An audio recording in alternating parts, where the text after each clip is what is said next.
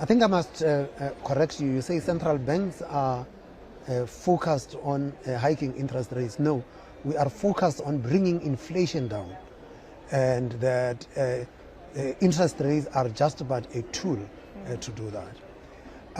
We had in this meeting, the decision was a split decision, and the same in January, we had a split decision, and it's just reflective of this amount, the extent of uncertainty that we are facing as global, as policymakers. Yeah. And so in January we moved by 25 basis points. It was a split decision. There were people who argued for 25 basis points and people who argued for 50 basis points. And in March there were people who argued for 50 basis points and people who argued for 25 basis points, and eventually the decision was 50 basis points. It all has to do with the central bank's central forecast and the risks that MPC members attach to that forecast. And our assessment at the moment is that the risks to the inflation outlook are on the upside, and because they are on the upside, it is important that the central bank remains vigilant and cognizant of the data.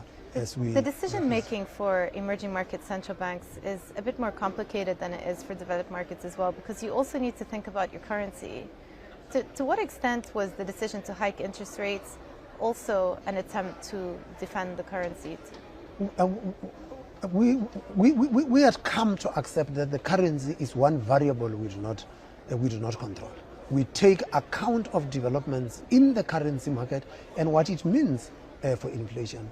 The South African rand has depreciated by around 7% since the beginning of the year, and we do not think that going on and think that you could use interest rates to defend the currency is a viable policy proposition. In any case, what really matters on what drives the currency is the differential in the bond yields between mainly the US Treasury bond around the 10-year and the South African government 10-year bond yields. That has tended to be a key driver, not so much of the currency, but a key driver of the flows of capital between South Africa and the rest of the world. And that is what makes a difference. So we get concerned about the currency to the extent that the movements in the currency impact on inflation.